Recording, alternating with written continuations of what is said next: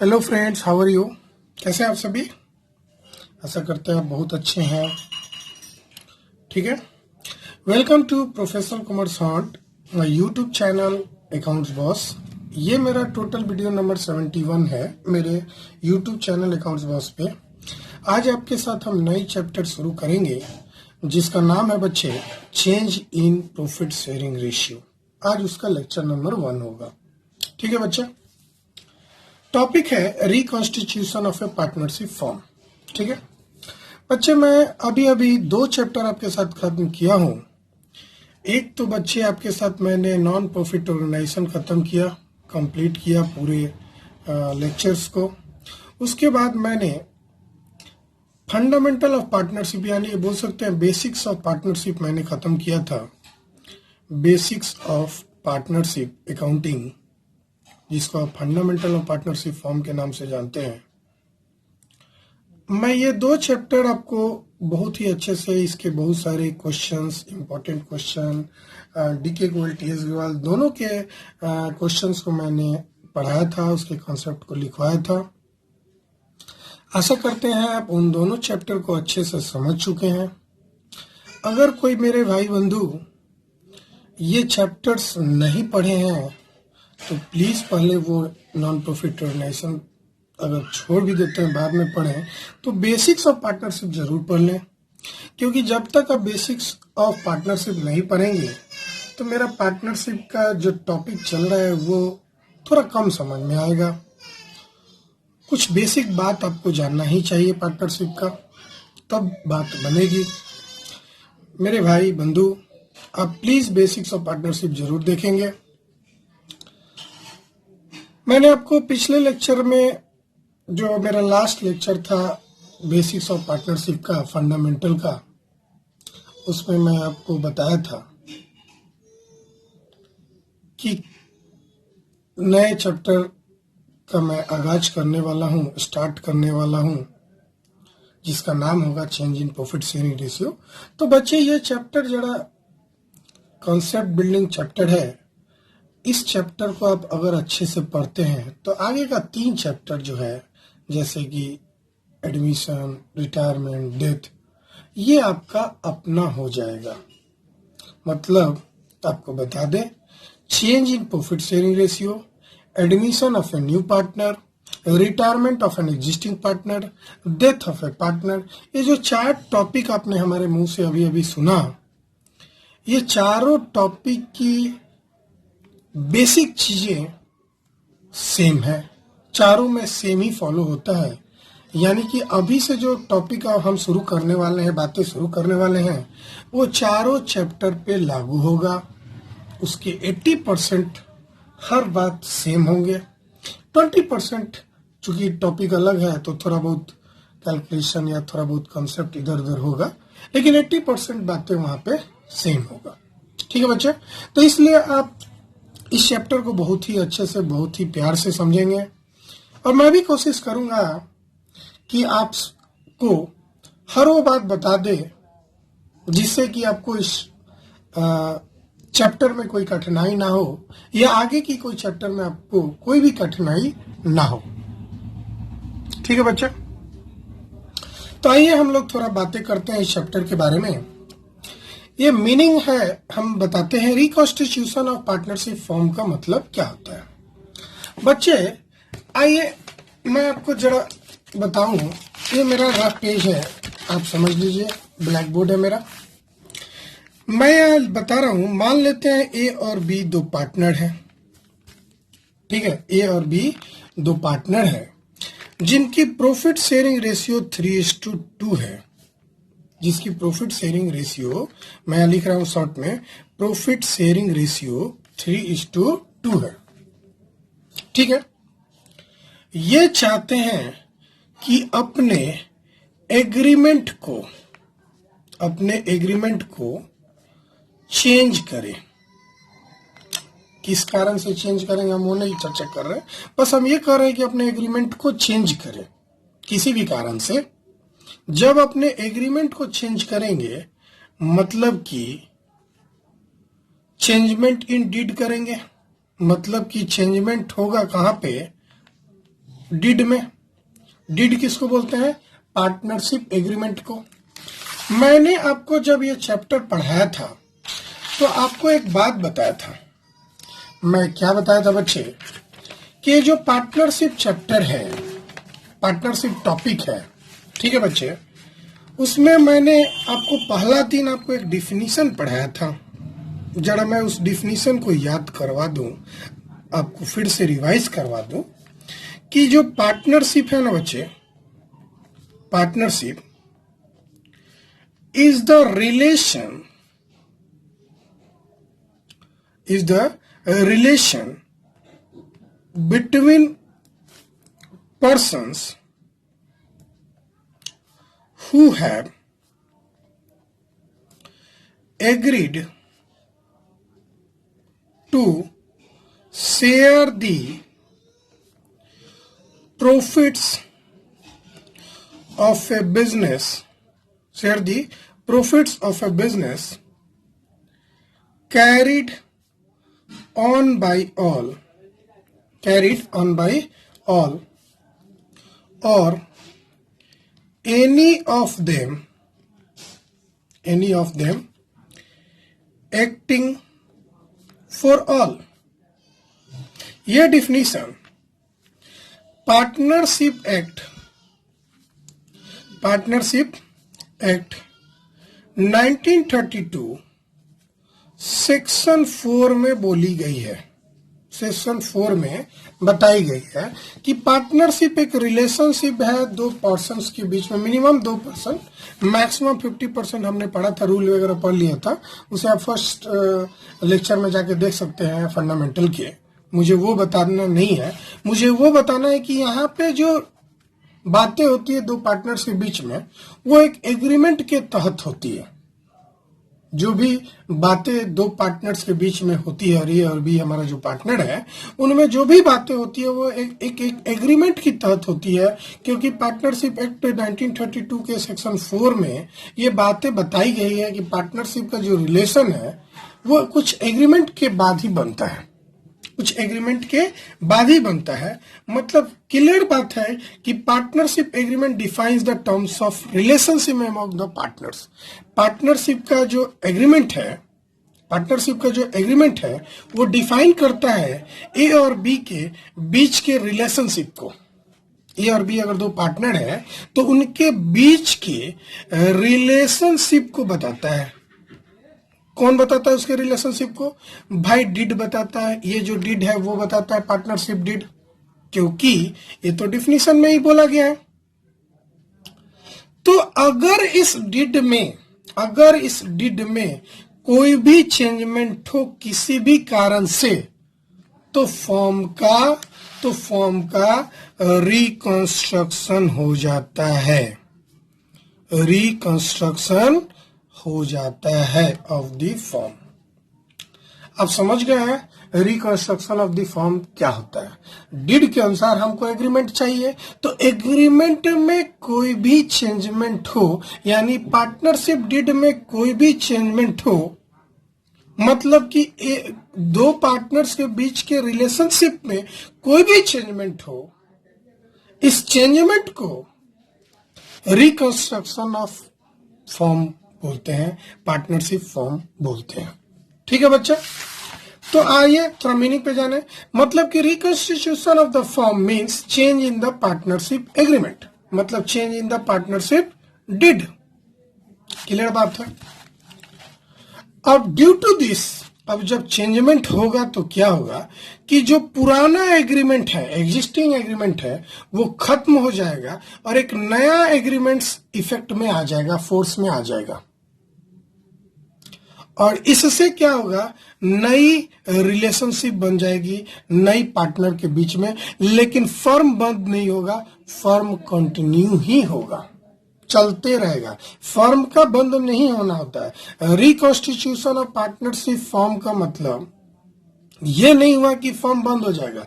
Firm तुम्हारा है A B, अभी हमने बताया फर्म का नाम है ए बी फर्म, तो ये बंद नहीं होगा, ये कंटिन्यू रहेगा, ये चलते रहेगा। बस क्या होगा बच्चा, इन दोनों के बीच के रिलेशनशिप में चेंजमेंट आ जाएगा।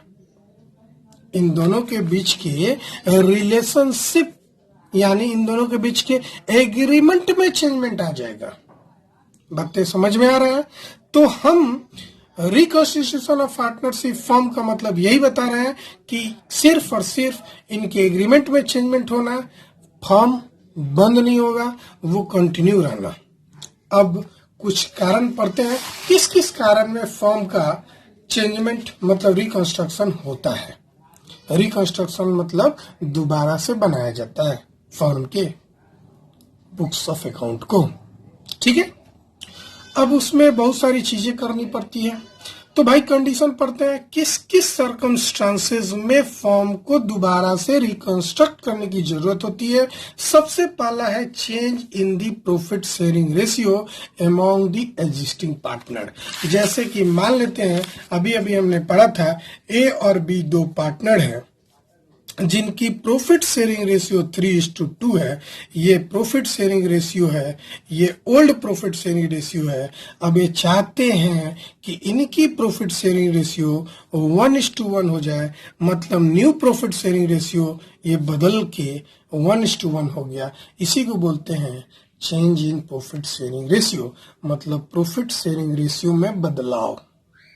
पहले कुछ और था, अब कुछ और हो गया, ठीक है बच्चे। इसको बोलते हैं प्रॉफिट शेयरिंग रेशियो में बदलाव।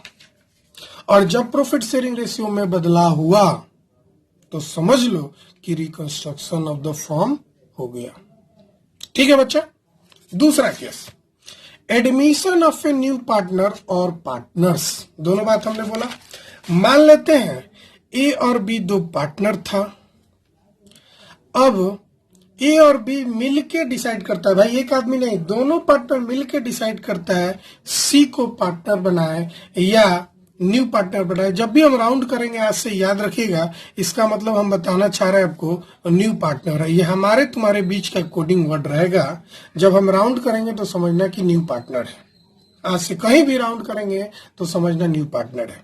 तो ए और बी दो पार्टनर था, सी को इन्होंने ऐड किया एज ए न्यू पार्टनर, तो ये सिंगल पार्टनर बना। अब मान लो डी को भी ये लोग ऐड कर ले तो पार्टनर्स हो गए, दो पार्टनर्स को इन्होंने जोड़ लिया फॉर्म में। तो इसका मतलब होता है कि एक नई पार्टनर का एडमिशन हो गया फॉर्म में, और इसके कारण भी फॉर्म में बदलाव होता है, फॉर्म में रिकंस्ट्रक्शन होता है। क्योंकि भाई नया पार्टनर बनेगा तो पहले मान लो एक ठो बिस्किट था मेरे पास, एक ठो बिस्किट था तो दो आदमी बांटता था। अब तीन पार्टनर होगा तो एक बिस्किट को तीन आदमी बांटेगा। अब चार पार्टनर होगा तो एक बिस्किट को चार भाग में बटेगा। एक ही बिस्किट है, पहले दो आदमी बांटता था, और जब सी एडमिट हुआ तो तीन आदमी बांटेगा। अगर डी भी एडमिट हुआ तब इसी एक बिस्किट को चारों पार्टनर मिल के बांटेगा, यानी कि फॉर्म के में रिकंस्ट्रक्शन हो गया। बातें समझ में आया बच्चा? आगे बढ़े, ठीक है, आगे बढ़ते हैं। Retirement of an existing partner. जरा देखो, ए और बी और सी तीन पार्टनर था और सी रिटायर कर गया। जब भी क्रॉस करेंगे तो समझना या तो रिटायर हो गया या तो डेथ हो गया। तो हमारे बीच तुम्हारे बीच का कोडिंग है ये। ए बी दो पार्टनर था, ए बी सी तीन पार्टनर था, सी बिजनेस से रिटायर हो गया, उसका एज हो चुका था, अब बिजनेस से वो रिटायरमेंट ले लिया। तो वैसे स्थिति में अब एक बिस्किट था, तीन आदमी लेता था, जब सी रिटायर हो जाएगा तो इस एक बिस्किट को सिर्फ दो ही आदमी न लेगा। बात समझ रहे हैं? तो इन्हीं के बीच में फिर से फॉर्म में रिकंस्ट्रक्शन हो गया। आगे पढ़े। डेथ, मान लेते हैं ए बी सी तीन पार्टनर था, सी की अचानक से मृत्यु हो जाती है, डेथ हो जाती है किसी कारणवश। अब फिर से भाई एक ठो मेरे पास बिस्किट था, तीन आदमी शेयर करता था, अब इसकी डेथ हो गई तो अब एक बिस्कुट को सिर्फ ए और बी ही शेयर करेगा, मतलब फिर से चेंजमेंट हो गया। तो फिर से हमको फॉर्म को रिकंस्ट्रक्ट करना पड़ेगा। अब नेक्स्ट सिचुएशन बता रहे हैं, एमलगमेशन ऑफ टू और मोर पार्टनरशिप फॉर्म। अब बताते हैं एमलगमेशन क्या होता है। मान लेते हैं ए और बी दो फॉर्म था, दो चार्टर्ड अकाउंटेंट थे, मिल के फॉर्म चलाते थे, और सी और डी एक अलग फॉर्म था, ये भी 2 पार्टनर थे और ये भी मिलके एक नया फॉर्म, एक अलग फॉर्म चलाते थे, रन करते थे। ए और बी भी एक फॉर्म रन कर रहा है, सी और डी भी रन कर रहा है। ये मान लो पटना में दिखता था और ये मान लेते हैं कि आरा में दिखता था बच्चा, ठीक है, या मुजफ्फरपुर, सिवान, छपरा, कुछ भी ले लो। तो मैंने आपको बोला कि ये पटना के फॉर्म है और ये आरा का फॉर्म है, लेकिन पटना के एबी का क्लाइंट कुछ आरा में भी है और सीडी का कुछ क्लाइंट पटना में भी है। अब सीडी का क्लाइंट पटना में है तो सीडी को आरा से पटना अप एंड डाउन करना पड़ेगा। अब एबी का क्लाइंट आरा में रहेगा तो पटना से इन्हें आरा जाना पड़ेगा। तो इन दोनों ने मिलकर डिसाइड किया कि एक काम करते हैं, हम लोग दोनों आदमी मिल जाते हैं, हम अपना फॉर्म और ये फॉर्म, अब ये 2 फॉर्म आपस में मिल गया, इसी को बोला जाता है एमलगमेशन। एमलगमेशन मतलब मिलना, ठीक है। अब एमलगमेशन चैप्टर ही है बीकॉम में, सीए में आप पढ़ेंगे, इस पे हमको रिसर्च करना ही नहीं है। आराम से आप टाइम का इंतजार कीजिए, एक समय आएगा आप एमलगमेशन चैप्टर पढ़ लेंगे। फिलहाल तो आप यहाँ तक पढ़ेंगे रिटायरमेंट और डेथ तक। तो एमलगमेशन समझ गए होंगे कि 2 पार्टनरशिप फॉर्म आपस में मिलके एक नया फॉर्म का निर्माण करता है जिसका नाम है एबीसीडी फॉर्म। एबीसीडी फॉर्म, तो इसको बोलते हैं एमलगमेशन ऑफ 2 पार्टनरशिप फॉर्म, ठीक है ना। कारण हमको बता दिए, इनकी क्लाइंट वहां थी, इनकी क्लाइंट यहाँ थी, आपस में मिल जाएंगे तो क्या होगा, अब इसकी क्लाइंट यही देख लेगा यही पटना में और इसकी क्लाइंट ये आरा में ही देख लेगा। अब दोनों मिलके शेयरिंग कर लेंगे, लोग बताएगा नहीं अपने क्लाइंट को, लेकिन काम तो कर लेंगे, कहीं जाना आना नहीं पड़ेगा। तो ये लोग मिलके फायदा पहुंचा सकते हैं अपने फर्म को। तो एबीसीडी को मिलना जरूरी था, बात समझ गए। तो एमलगमेशन ऑफ 2 पार्टनरशिप फर्म का मतलब अब क्लियर हो गया। आगे बढ़ते हैं। अब reconstitution of a firm always leads to change in profit sharing ratio among the partners. ये बात हमने अभी अभी आपको बताया था, ये नोट है बच्चा। देखो ना बच्चा, अभी अभी हमने एक बहुत अच्छा से एरो डाल के बता रहा था। आप यही तो देखे होंगे कि हर केस में प्रॉफिट शेयरिंग रेशियो बदल जा रहा है, हर केस में प्रॉफिट शेयरिंग रेशियो में बदलाव हो जा रहा है, हर वो केस में प्रॉफिट शेयरिंग रेशियो में बदलाव हो जा रहा है। यहाँ भी बदलाव हो जा रहा था, यहाँ तो रूल ही के अनुसार बदल जा रहा था। पहले 3:2 था, अब 1:1 हो गया। तो यहाँ तो दिख रहा है, लेकिन यहाँ भी तो देखो ना, 1 रुपया था, 1 ठो बिस्किट था। अब 2 पार्टनर था तो दोनों आपस में बांटते थे। जब 3 पार्टनर होगा तो इसी बिस्किट को 3 आदमी में बांटेंगे, यानी प्रॉफिट शेयरिंग रेशियो में बदलाव होगा। यानी कि जब भी रिकॉन्स्टिट्यूशन ऑफ फर्म होगा, जब कभी भी किसी भी कारण से, ये कारण मैंने 5 कारण गिनाया। पहला change in profit sharing ratio, दूसरा एडमिशन ऑफ ए पार्टनर, तीसरा रिटायरमेंट ऑफ ए पार्टनर, चौथा डेथ ऑफ ए पार्टनर, पांचवा एमलगमेशन ऑफ 2 पार्टनरशिप फर्म। इन सब सारे केसेस में प्रॉफिट शेयरिंग रेशियो में चेंजमेंट होगा। यानी कि एकदम क्लियर लाइन हो गया। 1 नंबर का भाई यहाँ से क्वेश्चन बन सकता है, बहुत सारी क्वेश्चन घुमा फिरा के, तो एकदम अपने दिमाग में क्लियर कर लीजिए कि जब कभी भी फर्म का रिकंस्ट्रक्शन होगा तो प्रॉफिट शेयरिंग रेशियो ऑटोमेटिक ही बदल जाएगा। क्लियर है बच्चे, आगे बढ़ते हैं। हमारा टॉपिक है, हमारा जो चैप्टर है, पहला जो चैप्टर है उसका नाम है change in profit sharing ratio among the existing partners. मतलब कि जितने भी टॉपिक आपको बताया, ये सिवाय इसको, ये चारों हमको 12th में ही पढ़ना है। ये आगे आप ग्रेजुएशन में पढ़ेंगे, सीए करेंगे तो वहां पढ़ेंगे, आगे पढ़ेंगे बच्चे। यहाँ तो सिर्फ 4 टॉपिक हमें पढ़ना है 12th क्लास में। हम तो 4 ही टॉपिक पे फोकस करने वाले हैं। क्लियर है बच्चा, है ना। तो हम आगे बढ़ते हैं बच्चा। तो the existing partners may agree to share profit and losses in a ratio that is different from earlier agreed profit sharing ratio. हमने अभी भी बताया कि जो भी एग्जिस्टिंग पार्टनर है, जैसे ए और बी 2 पार्टनर है, उनकी प्रॉफिट शेयरिंग रेशियो 3:2 था, ये ओल्ड रेशियो था बच्चा। अब ये चाहते हैं कि इनकी रेशियो 1:1 हो जाए। ये कोई भी कारण हो सकता है, यहाँ भी कारण हो सकता है कि क्यों ये चाहेंगे। खैर मान लेते हैं ये चाहते हैं कि इनकी रेशियो 3:2 से 1:1 हो जाए, तो इसी को बोलते हैं change in profit sharing ratio. और जब भी चेंज होगा तो फॉर्म का रिकंस्ट्रक्शन हो जाएगा। ये हमने ब्लू पेन से लिख दिया, ठीक है ना। लेकिन एक बात याद रखिएगा, जब भी रेशियो में चेंजमेंट हुआ यानी फॉर्म का रिकंस्ट्रक्शन हुआ, इसका मतलब हुआ दो चीज। क्या, जरा सुनिएगा। इसका मतलब हुआ dissolution of partnership, dissolution of partnership. इसका कतई ये मीनिंग नहीं हुआ dissolution of partnership form, dissolution of partnership form. अब कोई बच्चा दोनों को एक समझ ले तो गलती हो जाएगा बच्चा। डिसोल्यूशन ऑफ पार्टनर्स का मतलब होता है बच्चा कि इनके बीच के डिड में चेंजमेंट होना।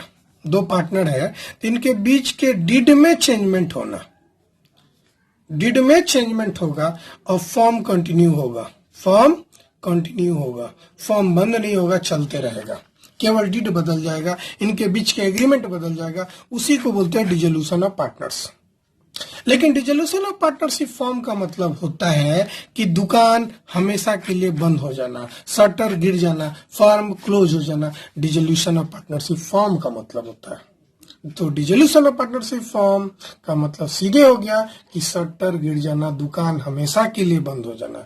लेकिन डिसोल्यूशन ऑफ पार्टनर्स का मतलब दुकान बंद नहीं होगा, उनके बीच के डिड में चेंजमेंट हो जाएगा, उनके बीच के एग्रीमेंट में चेंजमेंट हो जाएगा, कुछ भी चेंजमेंट हो जाएगा, लेकिन दुकान बंद नहीं होगा, दुकान चलते रहेगा। तो ये मैंने नोट में लिख दिया कि reconstruction of partnership is not the dissolution of partnership form but it is dissolution of partnership। ठीक है। अब पार्टनर्स क्यों डिसाइड करेंगे कि उनकी प्रॉफिट शेयरिंग रेशियो बदल जाए? कुछ कारण मैं बताता हूं, कुछ कारण आप सोच लीजिएगा। अपने दिमाग के बत्ती को थोड़ा खोलिए, थोड़ा दोहराइए, इधर उधर थोड़ा पढ़िए और कुछ आप सोचिए। जैसे कि मान लेते हैं कि दो पार्टनर के बीच में कैपिटल कंट्रीब्यूशन बदल जाए। जैसे ए और बी दो पार्टनर है, ये कैपिटल लगाया था 5 लाख और ये लगाया था 10 लाख। अब ये लोग दोनों आदमी 2-2 लाख बढ़ा दे रहा है, तो ये 2 लाख बढ़ा दिया और ये भी 2 लाख बढ़ा दिया, तो अब इनकी रेशियो कैपिटल होगी 7 लाख और 12 लाख। बात समझ रहा है? तो ये लोग चाहेगा कि प्रॉफिट शेयरिंग रेशियो बदल जाए। ऑफ कोर्स पहले 2:1:2 था, अब यहाँ पे रेशियो कुछ अलग है, तो चाहेगा ना कि भाई चलो प्रॉफिट बदल देते हैं, रेशियो बदल देते हैं कैपिटल के कारण। ये मानना है, फैक्टर है, कोई भी कारण हो सकता है। चाहे मान लो एगो पार्टनर बीमार पड़ जाए, तो भाई जो बीमार पड़ गया तो उसका काम कौन देखेगा? तो जो सही सलामत है। तो जो सही सलामत है वो चाहेगा ना कि उसको थोड़ा प्रॉफिट का शेयर ज्यादा मिले, क्योंकि अब सारा काम बीमार व्यक्ति का भी वही कर रहा है। ठीक है भाई? तो भाई तुम बीमार हो, ठीक है, मान लेते हैं, लेकिन हम सब चीज मान रहे हैं, लेकिन हम अपना हक का कमाई तो नहीं देंगे। आपका जो बनता है वो दे देंगे, लेकिन आप मेहनत तो हम कर रहे हैं, हमको तो भाई प्रॉफिट थोड़ा ज्यादा चाहिए। चाहे मान लेते हैं कि कोई बूढ़ा हो जाए, तो जब बूढ़ा हो जाएगा तो फिर से वो इनएक्टिव हो जाएगा फॉर्म में। तो जब भी इनएक्टिव होगा तो जो जवान आदमी है, जो जवान पार्टनर है, सारा काम वही करेगा। वैसे स्थिति में वो कहेगा भाई हमको थोड़ा प्रॉफिट ज्यादा दे दो, हम मेहनत ज्यादा कर रहे हैं, हमारी खर्चा ज्यादा है, तुम तो बूढ़े हो चले हो। या ऐसा हो जाए कि किसी पार्टनर इनेबल हो जाए कोई ड्यूटी करने में, परफॉर्मेंस करने में, तो वैसी स्थिति में भी उन लोग के बीच के प्रॉफिट शेयरिंग रेशियो में चेंजमेंट होने की चांसेस होती है। ये अलग बात है कि कोई पार्टनर नहीं करना चाहे तो नहीं चेंज होगा, लेकिन अगर वो चाहेंगे तभी डीड में चेंजमेंट होगा, नहीं चाहेंगे तो डीड में चेंजमेंट नहीं होगा। ठीक है? तो जब भी डीड में चेंजमेंट होगा बच्चे, जब भी डीड में चेंजमेंट होगा तो जरा देखना एक बात, ये नोट कर लेना पॉज करके और खुद से लिख लेना। मैं कुछ बताने जा रहा हूँ कि जब भी डीड में चेंजमेंट होगा, प्रॉफिट शेयरिंग रेशियो में बदलाव होगा, तो एक पार्टनर को ज्यादा मिलेगा और दूसरे पार्टनर को कम मिलेगा। ये होने की चांसेस होती है, मतलब एक पार्टनर को कुछ ज्यादा मिल जाए और दूसरे पार्टनर को कुछ कम मिल जाए। ऐसा हो सकता है, जैसे कि देखो कैसे हम दिखा रहे हैं। ए और बी दो पार्टनर था, इनकी ओल्ड रेशियो हम अपना ही क्वेश्चन लेंगे, इनकी ओल्ड रेशियो था 3:2, इनकी प्रॉफिट शेयरिंग रेशियो क्या था 3:2। अब ये चाहते हैं कि इनकी रेशियो बदल के इक्वल हो जाए, किसी भी कारण से उनके बीच में ये डिसाइड हुआ, ये नया एक डीड बना कि भाई अब हम लोग का प्रॉफिट शेयरिंग रेशियो 3:2 ना रख के 1:1 हो जाए, और दोनों पार्टनर सहमत हो गए, डीड तैयार हो गया। अब गौर करो, यहां हम ए लिखते हैं, यहां बी लिखते हैं, जरा ध्यान देना, ठीक है, जरा ध्यान देना। हम एक बात लिखेंगे दोनों जगह, ओल्ड रेशियो माइनस हम न्यू रेशियो करने वाले हैं, ठीक है, ठीक है। इसके ये करने से पहले एक बात हम बता रहे हैं आपको, जरा गौर से सुनिएगा, जरा ध्यान से सुनिएगा। मान लेते हैं पहले आपको 10 बिस्किट मिलता था और हमको 15 बिस्किट मिलता था। हम लोग के मम्मी पापा, मान लो हम और आप लोग भाई बहन हैं, हमको 10 बिस्किट मिलता था, आप सभी को 15 बिस्किट मिलता था, ठीक है। चलो आप में से कोई एक है, ठीक है। तो 10 बिस्किट हमें मिलता था, आपको 15 मिलता था। अब मान लेते हैं कि हमें 8 मिले और आपको 17 मिले, तो क्या होगा, क्या होगा बच्चे, हमको तो 2 कम हो गया और आपका 2 क्या हो गया, बढ़ गया, क्योंकि मेरा बिस्किट ही आपके पास गया।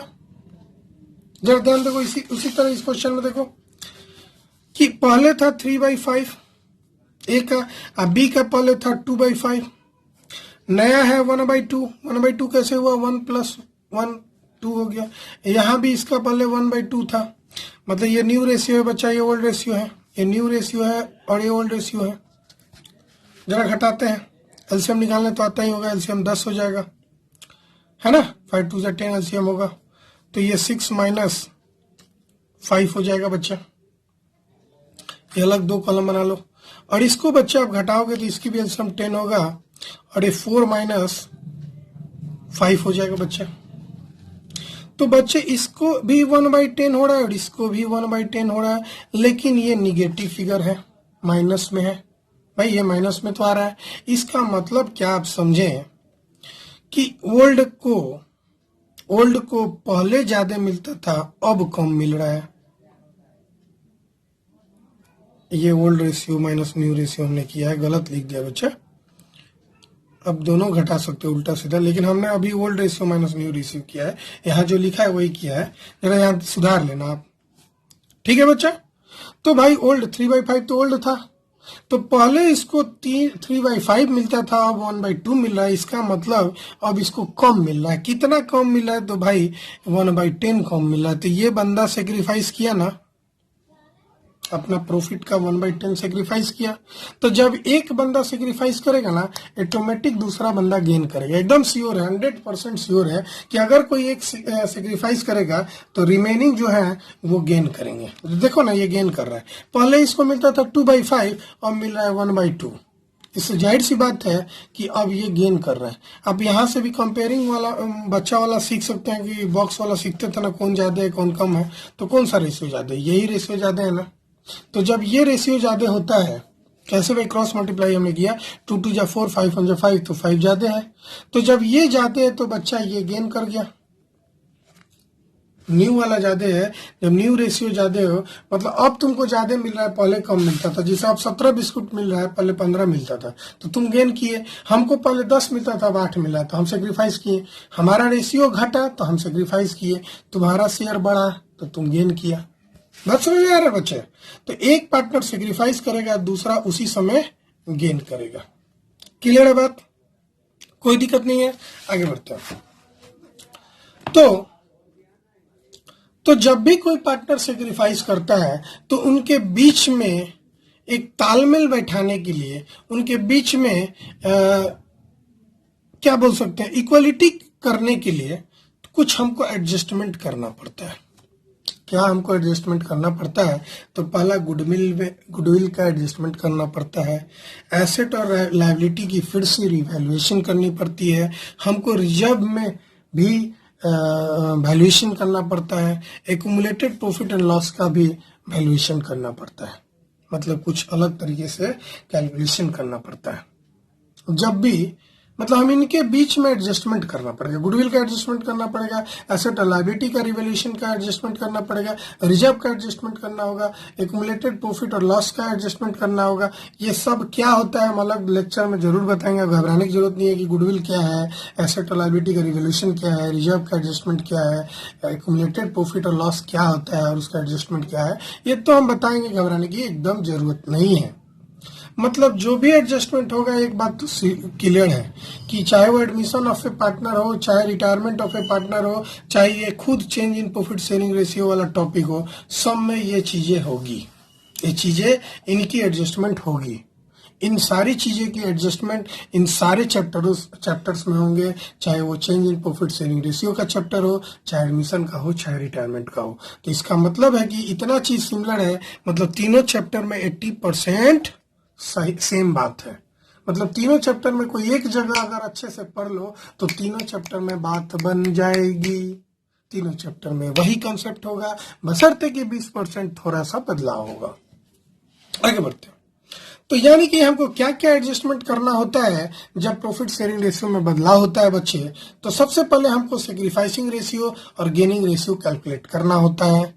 ठीक है बच्चे, हमको गुडविल का अकाउंटिंग ट्रीटमेंट करना होता है। उससे पहले हम यहीं पर एक और चैप्टर पढ़ेंगे, इसी टॉपिक से हम छोटा सा एक चैप्टर पढ़ेंगे, nature and valuation of goodwill. एक अलग चैप्टर है लेकिन हम इसी के साथ जोड़ के पढ़ेंगे।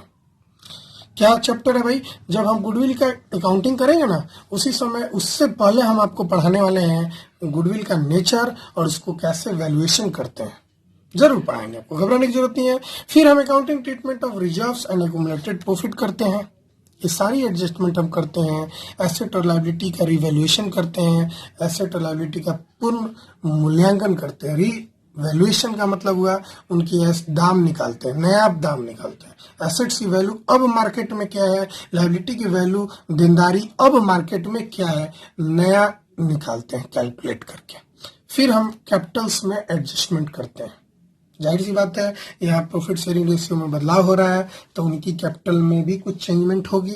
तो ये सारे टॉपिक मतलब कह सकते हो यही मेरा इस चैप्टर का सिलेबस है, यही मेरा इस चैप्टर का सिलेबस है, यही चीज हमको ये चैप्टर में करना है 1 by 1। ठीक है ना बच्चा? तो जाहिर सी बात है, एक बात यहाँ कैलकुलेशन में आपने देखा होगा कि जब एक पार्टनर सेक्रीफाइस कर रहा है और दूसरा पार्टनर गेन कर रहा है, तो जो पार्टनर सेक्रीफाइस कर रहा है फ्री में सेक्रीफाइस नहीं करेगा। यहाँ क्या करेगा कि जो पार्टनर गेन कर रहा है, जितना गेन कर रहा है प्रॉफिट का शेयर, उतना ही शेयर गुडविल में से छोड़ना पड़ेगा। और ये टॉपिक जो हम लास्ट में अभी बोल के छोड़ने वाले हैं, डिटेल में कॉन्सेप्ट हम नेक्स्ट लेक्चर में बताएंगे। इस लेक्चर में हम नहीं बताएंगे क्योंकि इस लेक्चर का ड्यूरेशन हम बढ़ाना नहीं चाहते हैं। मैंने आपको लास्ट में क्वेश्चन मार्क लगा के छोड़ा, क्या बच्चे, कि एक पार्टनर जो गेन कर रहा है और दूसरा पार्टनर जो सेक्रीफाइस कर रहा है, तो गेनिंग पार्टनर को सेक्रीफाइस करना पड़ेगा in the form of goodwill question mark. Thank you बच्चे। अगर आपको मेरा लेक्चर पसंद आ रहा है तो लाइक कीजिए, शेयर कीजिए, सब्सक्राइब कीजिए और ज्यादा से ज्यादा दोस्तों को पहुंचाइए पसंद आए तो। और प्लीज कमेंट कीजिए, आप कमेंट कर रहे हैं मुझे अच्छा लग रहा है, और बच्चे कमेंट करें, जो बच्चे नहीं कर रहे हैं। तब तक के लिए बाय, आपके सर विनय कुमार सिंह। फिर मिलेंगे lecture number 2 of change in profit sharing ratio. Bye bye.